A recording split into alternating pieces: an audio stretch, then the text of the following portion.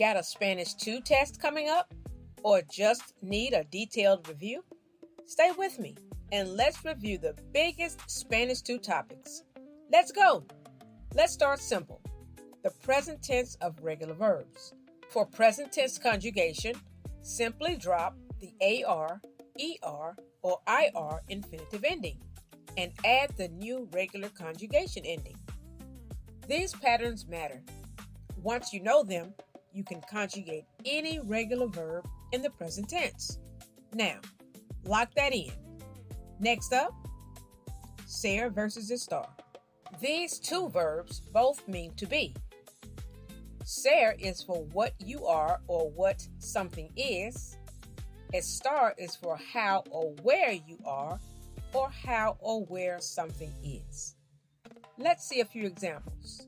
Soy estudiante. I am a student. That's ser. Tú eres gracioso. You are funny. Also ser. Estoy cansado. I am tired. That's estar. Estoy en la clase. I am in the class. Also estar. Quick check. Which verb is used for location? If you said estar, great. Now, which verb is used to identify someone? Correct again, I hope. That would be ser. Don't mix them up. Remember, ser is for permanent expressions and estar is for more temporary expressions. Next up, irregular verbs. These are short, common, and important irregular verbs. Ir, to go. Dar, to give. Ver, to see. And go verbs. Let's see the conjugations. Be sure to practice by using these frequently. Now, let's look at go verbs, sometimes called yo-go verbs. These are verbs that have an irregular yo form. Watch the yo form. Let's take tener first. Tener means to have. In the yo form, it becomes tengo. Yo tengo, I have. Here are two more examples. Yo hago, I do or make. And yo pongo, I put or place. Ready for Unit 2? Let's talk about pattern verbs. First, we'll look at stem changing verbs. If you remember, these are also called boot verbs. This means that only certain forms make the change. The ones that do not change are the nosotros and vosotros forms. Let me explain further. We'll look at a few common stem changers.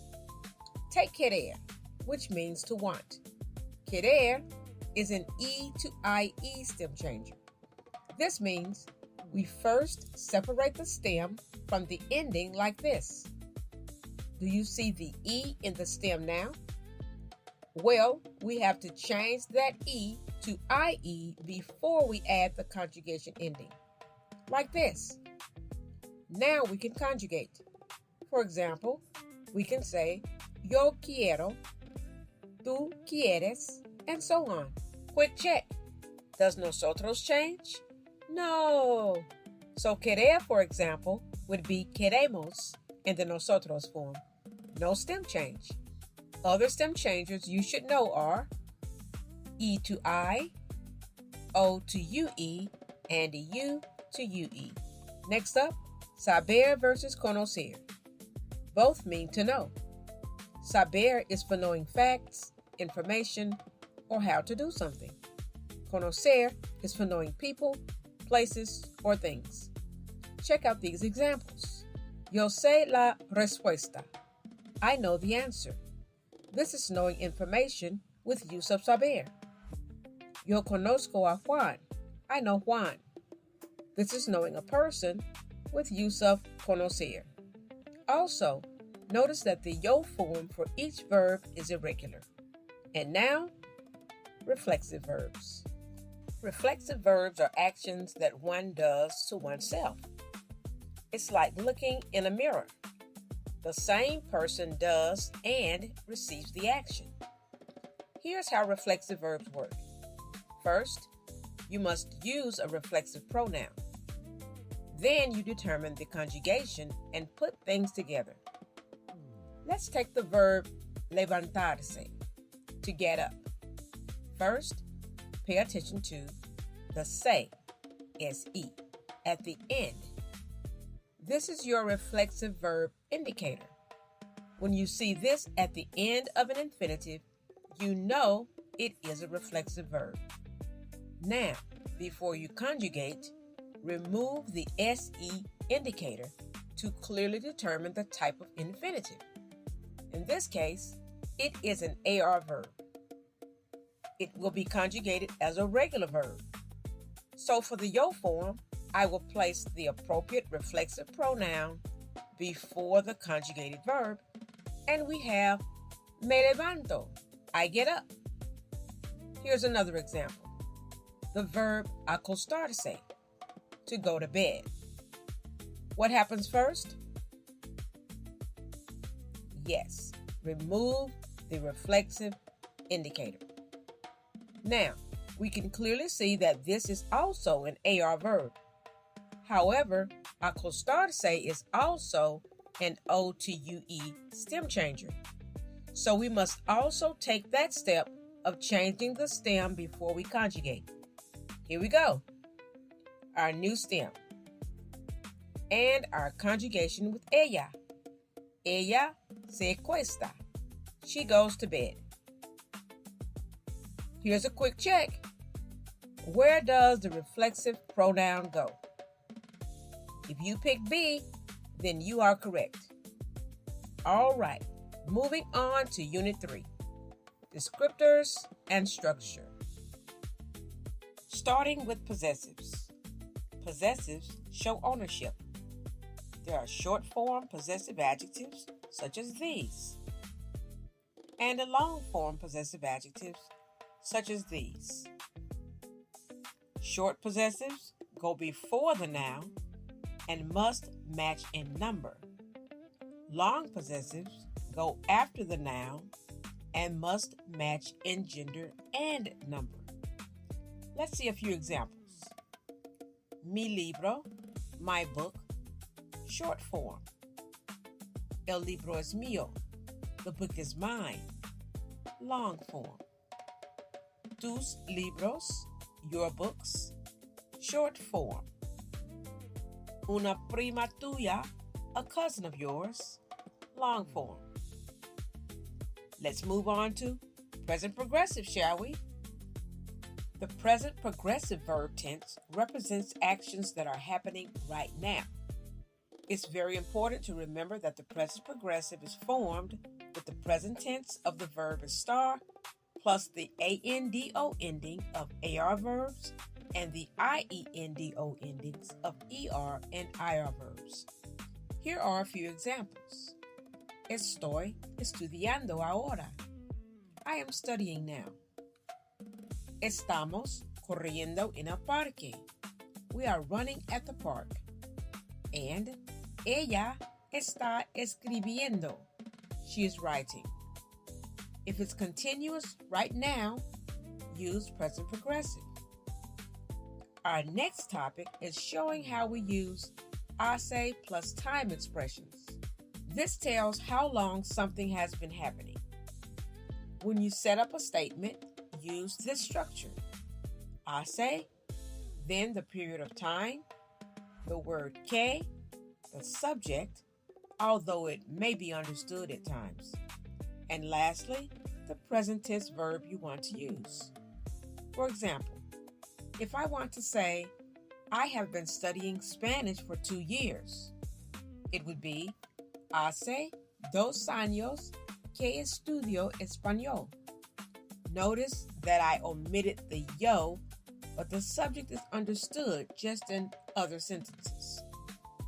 But if I want to say, Zara has been writing for 3 hours, I would say, hace 3 horas que Zara escribe. Got it? Remember, you can always go back over each of these lessons to practice. Now, how about tan versus tanto? Remember these? They can be a little tricky because they look similar and they both have the word so in their English meanings.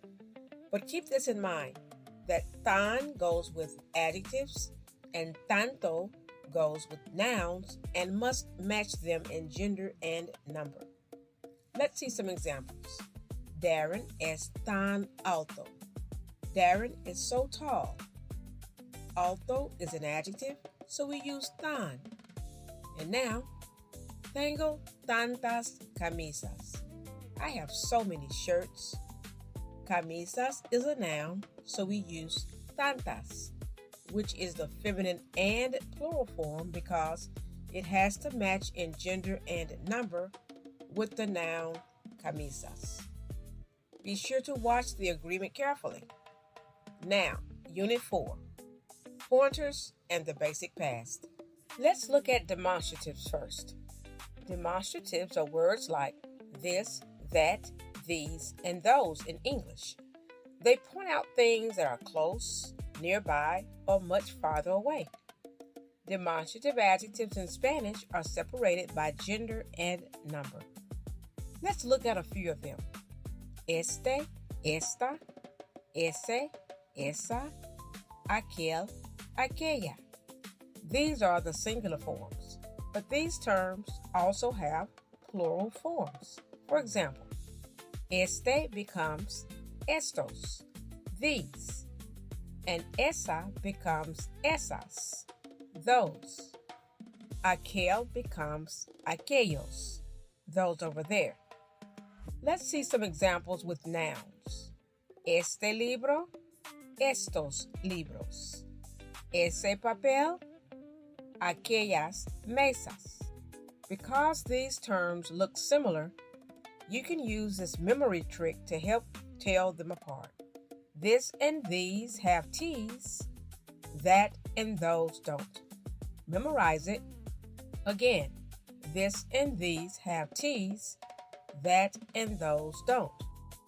Moving on to a look at the regular preterite tense.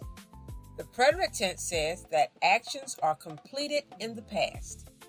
Like regular present tense verbs, the infinitive ending is dropped and new preterite conjugations are added to the stem. Here are the AR, ER, and IR preterite forms. Notice that the ER and IR forms are the same. Here's regular preterite in context. Ayer, él habló por 3 horas. Yesterday, he spoke for 3 hours. And another. Comí una hamburguesa anoche. I ate a hamburger last night. Again, finished action equals preterite. Now, let's look at the preterite forms of ser and ir. Remember, ser means to be, and the verb ir means to go. But these two verbs share the same forms in the preterite. Here they are. Context tells you the meaning. Let's see if you can make the distinction. What does fui mean in this sentence? Went or was? Did you pick B, was? Which is the preterite of ser? How about this one? What does fueron mean in this sentence? Went or were? I hope you picked A. Went, the preterite of ir. Now it's time to master the preterite by also understanding two common groups of irregular preterite verbs. U-stem verbs. Some verbs change their stems completely in the preterite. These are called U-stem verbs. Look at these examples. For tener, the stem is TUV. Estar, ESTUV, and poder, PUD. And here's something important. These verbs do not use accent marks, but otherwise have a mixture of regular AR, ER, and IR preterite endings. Here are the full conjugations. Remember, new stem, no accents, special endings. Lock that in. Now, J-stem verbs. These verbs also use new preterite stems and contain the letter J.